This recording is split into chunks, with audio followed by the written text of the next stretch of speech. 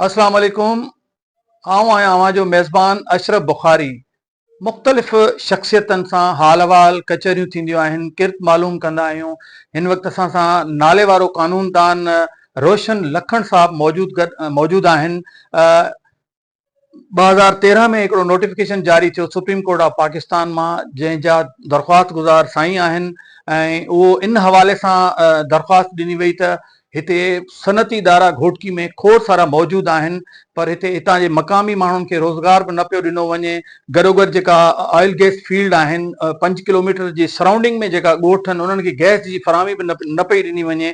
इन हवाले सां असां उन्हनि सां ॻाल्हि ॿोल कंदासीं ऐं गॾोगॾु इहो बि पुछंदासीं त हिकिड़ो ॿियो CSR फंड जेको हिते घोटकी डिस्ट्रिक्ट में पंहिंजो DC ऑफिस में ॾिनो थो वञे, उनजा चेयरमैन बि मुक़ररु कया था वञनि, पॉलिटिकल माण्हू बि जेको आहे उनमें इन्वॉल्व हूंदा आहिनि, त उहो पैसो किथे ख़र्च थिए थो ऐं कहिड़नि कहिड़नि इदारनि सां लाॻापियल आहिनि जिथां हू जनरेट थिए थो पैसो। अस्सलाम वालेकुम साईं, तव्हां कीअं आहियो? ठीकु आहियो? ख़ुशि आहियो? अल्लाह जा एहसान आहिनि ऐं अल्लाह जो फज़ल आहे। अच्छा, हाणे हिन सॼी सूरत हाल खे तव्हां कीअं था ॾिसो? हीउ जेको सनती इदारा हिते पाण वटि खोड़ सारा मौजूदु आहिनि ऐं हितां जा नौजवान स्किल्ड आहिनि असांजा, उन्हनि खे रोज़गार बि नथो ॾिनो वञे।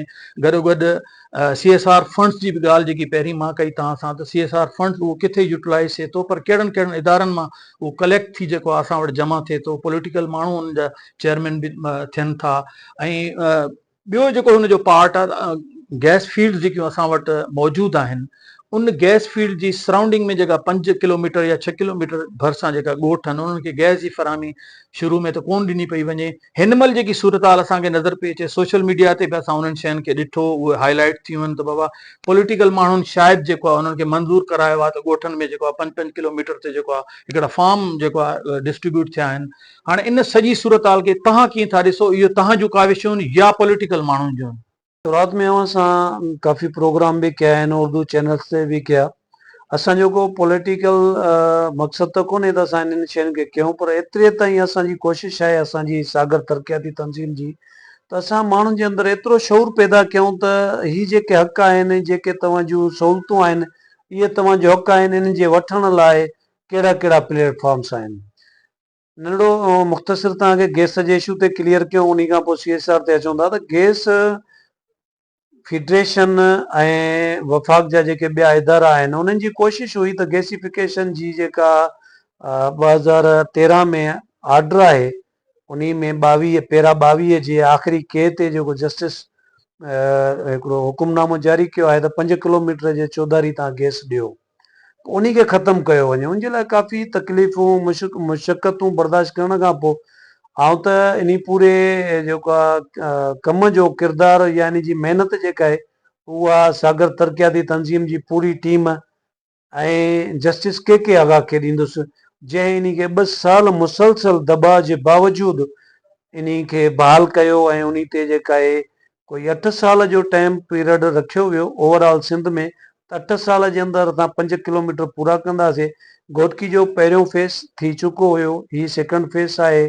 इन सेकेंड फेस में 48 ॻोठ जी लिस्ट आई आहे, जिन में उन्हनि माड़ी गैस जी जेका आहे 28 ॻोठ आहिनि, 27-28 ॻोठ आहिनि, 21 ॻोठ कादरपुर गैस फील्ड जा आहिनि। उन्हनि सां गॾु 10-12 ॿिया ॻोठ बि हाणे थियनि पिया, जेके उन जे रस्तनि में अचनि पिया। उनजी बि कोशिशि आहे त असां बजट कराए वञूं। हीउ को कंहिं MNA MPS जो या कंहिं सियासी पार्टी जो को इन में किरदारु कोन्हे को, हीउ ख़ासि असांजी दोस्त जेके इन ते महिनत कनि पिया ऐं उन सां गॾु हाई कोर्ट ऑफ सिंध जे जस्टिस जेको हिन महिल आइनी बेंच जो सरबराह सिंध जो आहे, जस्टिस के आगा साहब आहिनि।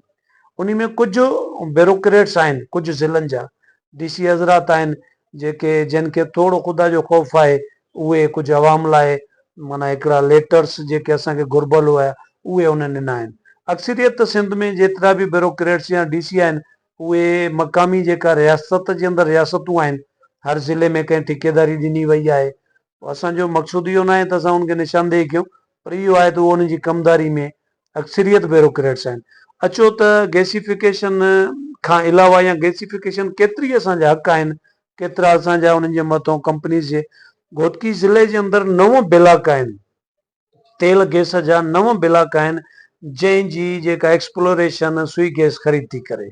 ऐं ॾुख सां असां पंहिंजे चूंडियल नुमाइंदनि खे बि इहो आईनो ॾेखारियूं था ऐं इदारनि खे बि ॾेखारियूं था त सिर्फ़ु 2 ब्लॉकनि जी गैस मुहैया थिए थी मक़ामी माण्हुनि खे, हिकु कादुरपुर गैस फील्ड जी, ॿी माड़ी गैस जी।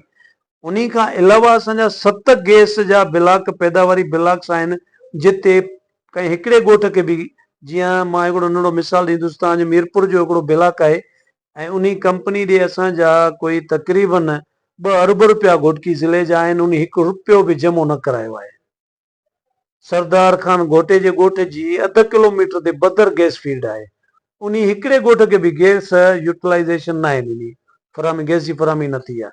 ईअं ई गुडू ब्लॉक आहे, ज़रगढ़ ब्लॉक आहे, मीरपुर माथेलो ब्लॉक आहे, या असांजो मारूवाला गैस फील्ड आहे, खेतवारा आहे, रहमत आहे। रहमत गैस फील्ड में 2 ब्लॉक आहिनि, हिकु मुबारकपुर आहे, ॿियो म्यानो आहे।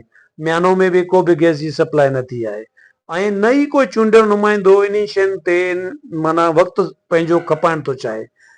चूंडियल नुमाइंदनि जी ओवरऑल सिंध में ख़ासि करे घोटकी जे चूंडियल नुमाइंदनि खे बजट खपे ऐं बजट मां उन्हनि खे जेको ज़ाती इनफ़रादी जेके सहूलियतूं आहिनि उहे खपनि। मां अर्ज़ु कंदुसि उन्हनि दोस्तनि खे त घोटकी जा 40-45 अरब रुपया जेके पेंडिंग प्रोसेस पिया आहिनि, हू जेकॾहिं आवाम खे, असां त पहिरियों नारो 5% हुयो, पोइ 10 थियो, 10 खां 25 थियो, 25 खां 50% जी दवा आहे, त उहा 50% तव्हां ज़मीन ते आवाम खे ॾियो, 50 में वञी जेकॾहिं को ग़लति इंसान आहे त वञी धूड़ पाए, उन सां असांजी उन सां मुदाख़लत न हूंदी। अचो गैस जी सप्लाई में सिर्फ़ु 2 ब्लॉक्स ॾियनि पिया ऐं उहे कोर्ट जी महिरबानी सां ऐं असांजे कुझु दोस्तनि जी अंतक महिनत सां ऐं कुझु ब्यूरोक्रेट्स जी महिरबानी सां ही गैस थिया आहिनि, जंहिंमें माड़ी गैस ऐं कादरपुर जा आहिनि ऐं कुझु ॿिया ॻोठ आहिनि। उन खां अलावा असांजी CSR में असां वटि आहिनि 5 जेके नी पावर प्लांट्स आहिनि ऐं उन सां गॾु असां वटि 5-6 शुगर मिलूं आहिनि, असां वटि खाद जूं 4 फैक्ट्रियूं आहिनि ऐं 13 ब्लॉक्स आहिनि CSR जा ऑयल इंडस्ट्री जा, जन मां असांखे तक़रीबन कोई 5 खां 7% CSR मिलंदो आहे। बाक़ी असां त कोशिशि हले पई, कोर्ट जी मुआवनत बि हले पई, पर असांजी ख़ुसूसतन सिंध सतह जी जेका हुकूमती पार्टी आहे उहा न चाहींदी आहे त असां वफ़ाक़ खे नाराज़ कयूं ऐं वफ़ाक़ न चाहींदो आहे त उहो असांखे डायरेक्ट असांजा हक़ ॾे। उन्हनि ते नंढो हिकिड़ो मिसाल पेश था कयूं त 2013 में असां वटि पैसा ट्रांसफर थिया 500 समथिंग अरब, जन मां उन वक़्त जे फेडरेशन जे मिनिस्टर ते इल्ज़ाम आयो 496 अरब रुपया हू खणी करे किथे कमदारी में पहुचाया। जॾहिं नेप प्रोसीडिंग में आयासीं उन खां पोइ तकलीफ़ूं त मुक़दर आहे असांजो, ऐं असांजी पूरी टीम, मां समेत असांजी सागर जी टीम, जीअं शाह साहब आहिनि घोटकी जा, उन्हनि खे तकलीफ़ूं आयूं आहिनि, सखर जा दोस्त शाह साहब ऐं ॿिया दोस्त आहिनि उन्हनि खे आयूं आहिनि। असांजी जेतिरी बि टीम आहे असां त कफ़न ॿधी क़ौम लाइ निकिता आहियूं। असां मौत खे एतिरो अज़ीज़ था सम्झूं जेतिरो कंहिं मौक़े ते साल में, महीने में को सुठो खाधे या सुठी सहूलियत वारी आरामगाह मिले, असां मौत खे एतिरो अज़ीज़ था सम्झूं। अची वियो त वेलकम आहे, क़ौम लाइ हाज़िर आहियूं।